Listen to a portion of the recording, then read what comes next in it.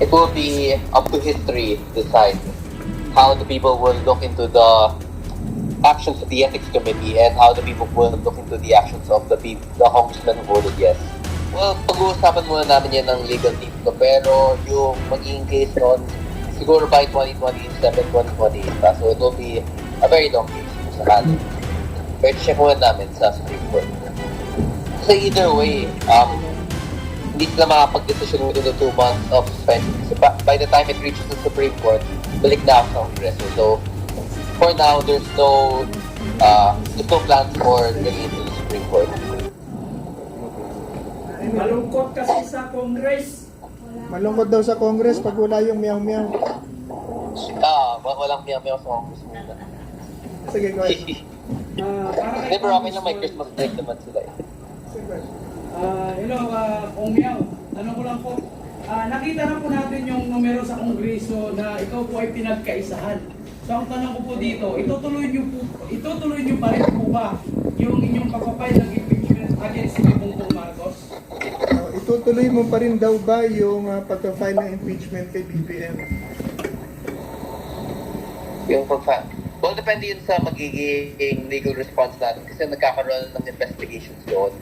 So whether or not the situation will change in the coming months.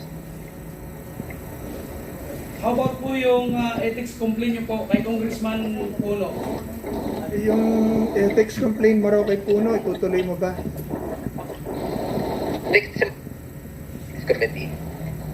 So, kahit naman laban sila, it's still a matter of voting and hindi makakakuha ng mga sanctions against Puno kasi sila pa rin yung majority sa Congress. Okay. Signal. Sige lang bro, hindi lang. May next Last po, na- Congressman Kiko Barsaga, ano po yung komento nyo doon sa suporta na ibinigay ni Vice President Sara sa'yo o pagkundina ni Vice President Sara sa suspension na ipinataw ng House of Crooks? Maraming salamat. Ano raw, I'm very thankful to Vice President. Very thankful to Vice President Sara Duterte. And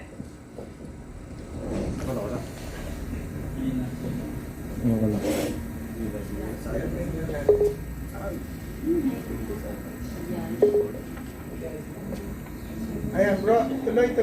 Very thankful to VP. Okay ba? Tapos, yeah, go ahead. I'm very thankful to Vice President Sara Duterte and to all the congressmen and senators who support. May mga vloggers na may mga and I'm thankful to all of them. Okay ba? Yeah, okay bro, we heard you. Sabay, sa pantanong. Yes, Congressman, maaari mo bang ma-identify sa masang Pilipino yung 11 congressman na nag-abstain? At we would like to congratulate you at nais po namin kayong pasalamatan dahil napakalaking bagay po yung inyong naging partisipasyon sa pag-expose po ng korupsyon dahil mabibilang lamang po natin yung mga congressman na naninindigan po para labanan ito, especially may mga nababanggit na mas malalaking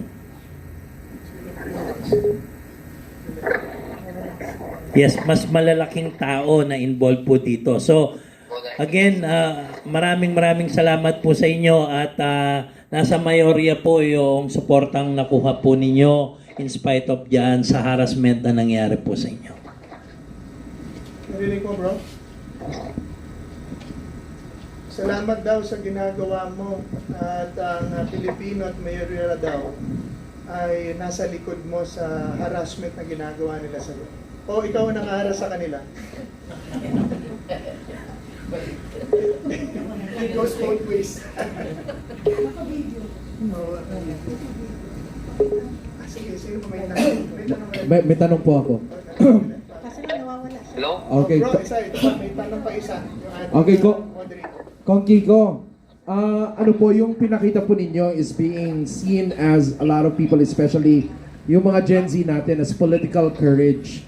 So para po ma-encourage din natin yung mga Gen Z na makialam sa politika natin at sa bansa natin, ano po para sa inyo yung marirecommend ninyo na expressions of political courage also between now and 2028? Ano daw ang masasabi mo sa Gen Z to encourage them to do what you're doing from now till 2028?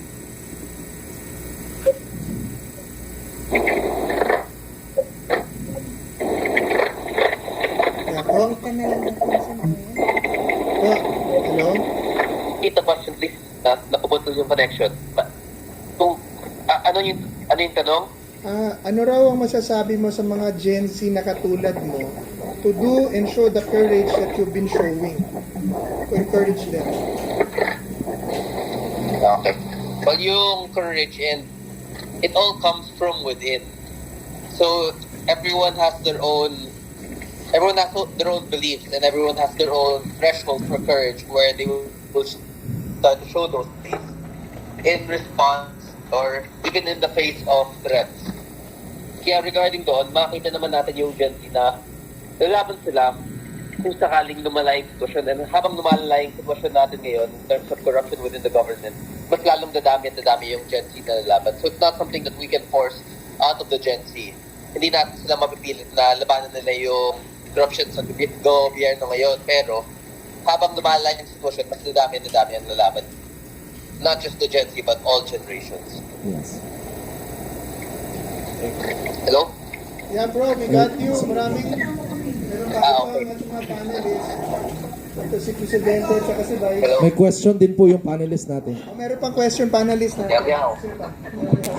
Meow, Kong meow, ang question ko, sa tingin mo, sinadya ba nilang itaon ang suspension sa'yo para manahimik ka sa BICAM? Kasi BICAM season na ngayong December, bago papasa na yung 2026 budget, and then sa January, lalabas na ang panibagong budget. So sinadya ba nila ito na ipataw sa iyo yung suspension mo in time of the BICAM para manahimik ka? Yeah, you think tiniming daw yung suspension mo dahil sa BICAM hearing? Well, posible. Pero nakita naman natin kung ano yung nangyari dun sa yung sa initial budget hearings dun sa Congress. And we will possible holes that could be exploited there by corrupt politicians. So, generally speaking, they passed the largest education budget. So, posibleng doon manggagaling yung mga bagong corruption issues in the future. Kasi hindi na flood control ngayon eh. Sobrang halata na paggagawa sila ng flood control projects. So, they could possibly make ghost classrooms or other ghost infrastructure projects within the education sector, which they allocated increase in budget to. Tapos yung sa funds for House of Representatives, medyo tumaas din yun. Yung sa PCO funds, which I interpolated, there's also a possibility of corruption there, which Congressman Marcoleta also stated during his interpellation of the PCO funds. So, regarding sa BICAM, there are already noticeable sources of corruption there, and whether or not I was there, whether or not I will be in the deliberations, may makita naman talaga ang taong bayan at ng may makita naman talaga ang mga members ng House of Representatives na magiging sources of issues doon sa proposed budget.